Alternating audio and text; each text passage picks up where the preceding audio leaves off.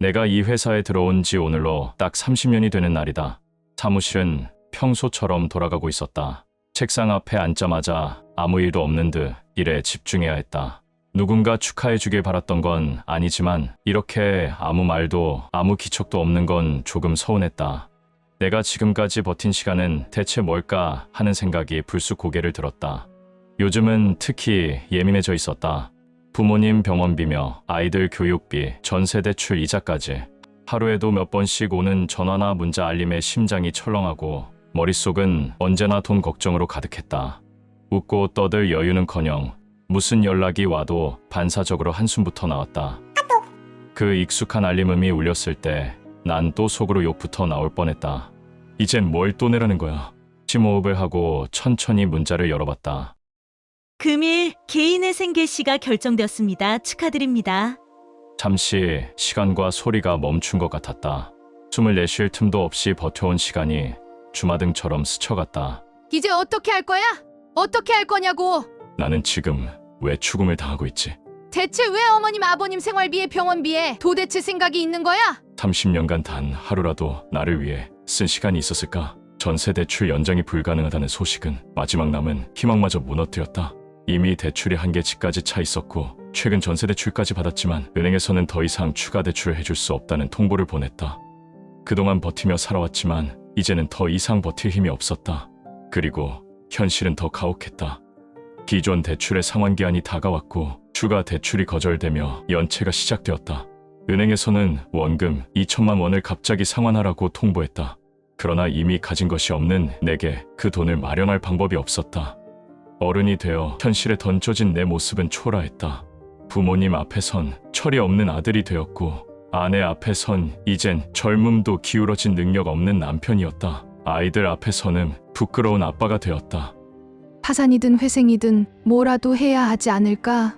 하지만 현실은 더욱 나를 옥죄었다. 첫째 아들은 가까스로 대학원을 졸업했지만 자격 시험을 준비해야 했고 둘째는 등록금을 주지 못해 벌써 학자금 대출로 허덕이고 있었다. 매달 빠져나가는 부모님의 병원비는 더욱 부담이 되었고 월세 계약 기간이 끝나 집을 비워야 한다는 연락까지 받았다.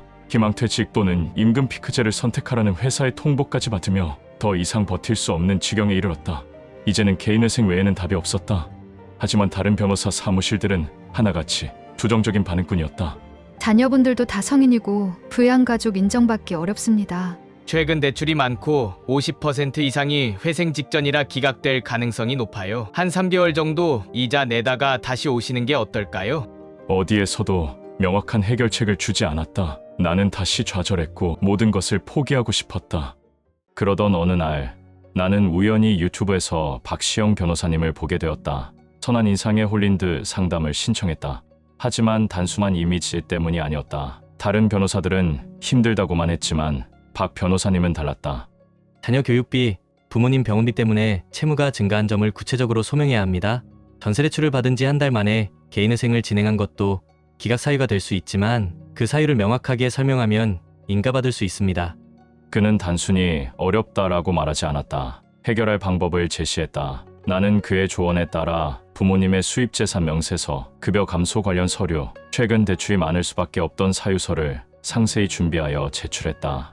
법원에서도 처음에는 소득 감소가 인정되기 어렵다는 취지로 보정 권고를 보냈다. 하지만 변호사님의 전략적인 대응 덕분에 부양가족 인정 및 채무 조정이 가능하다는 결론을 받았다. 하루에도 20번씩 법원 어플을 접속했다. 드디어 약 3달 만에 개시가 결정되었다는 연락을 받았다. 지금껏 성실하고 정직하게 인생을 살아왔다고 자부한다.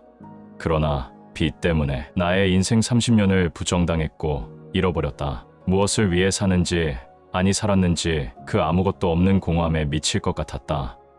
그러나 오늘로써 나는 내 잃어버린 30년을 되찾았다. 다시 태어난 것만 같은 느낌이다. 힘차게 다시 시작해보자.